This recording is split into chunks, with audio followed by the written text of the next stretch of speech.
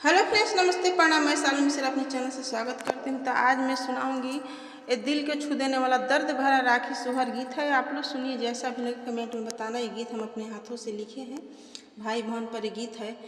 तो देखिए कैसे एक पत्नी कह रही है पति से कि रक्षाबंधन आ गया, चलिए राखी बांधने, अपने भाई के राखी बांधेंगे, चलिए हमारे साथ में। तो देखिए पति कैसे कह रहा है।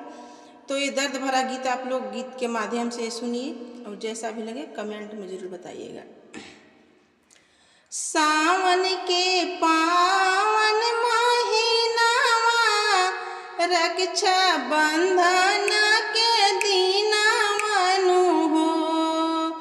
सावन के पावन महीनावा, रक्षा बंधन सैया हम जाएब अपना नैहरवा, भैया के राखी बांधेनु हो।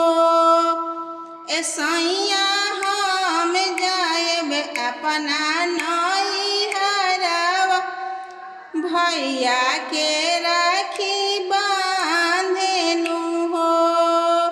तो देखिए स्वामी जी क्या कह रहे हैं। इतना बचन स्वामी सुनले, सुनहु न पावले हो। इतना बचन स्वामी सुनले, सुनहु न पावले हो। ये धनिया भाई के बोला लो अपना घरवा, तो हम जाएम बहिन के घरवाना। ए धनिया भाई के बोला लो अपना घरवा, तो हम जाएम बहिन के घरवाना।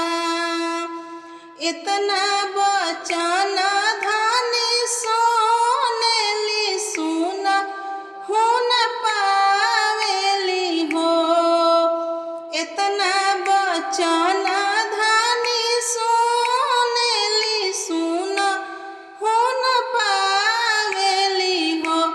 ललना एक फोन कैली नैहरवा, तो भैया हमरो आ गइले हो। ललना एक फोन कैली नैहरवा, तो भैया हमरो आ गइले हो। आगे आगे आवे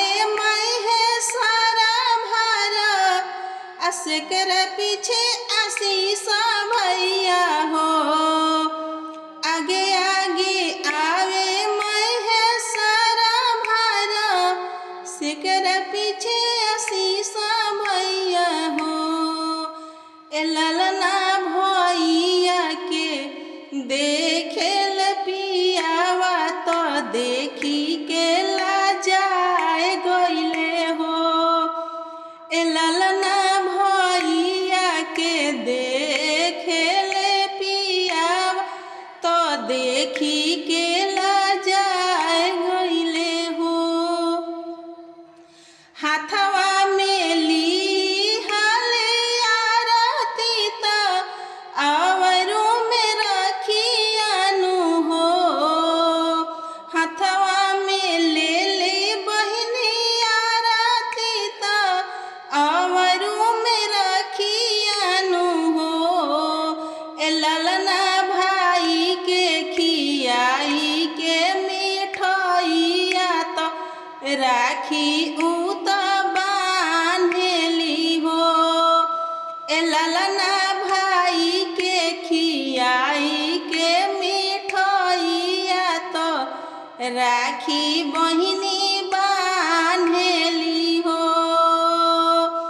रखिया तो बांधेली बहिनिया, तो मंगल सुनावेली हो।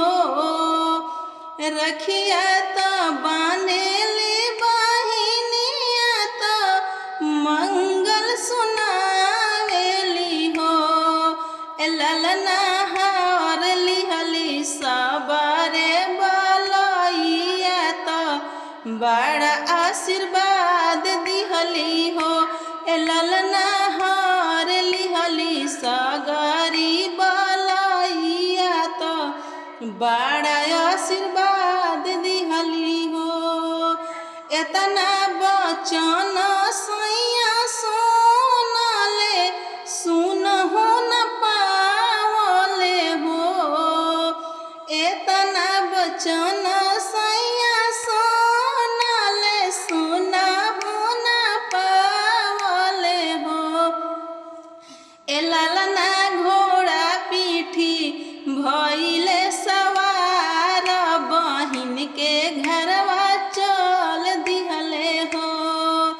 ए ललना घोड़ा पीठी भइले सवार बहिन के घरवा चल दिहले हो। सावन पावन महीनावा रक्षा बंधन के दिनवानु हो। सावन के पावन महीनावा रक्षा बंधन के दिनवानु हो। ऐसैया हम जइबो अपना नैहरवा भैया के राखी बांधेनु हो। ऐसैया हम जइबो अपना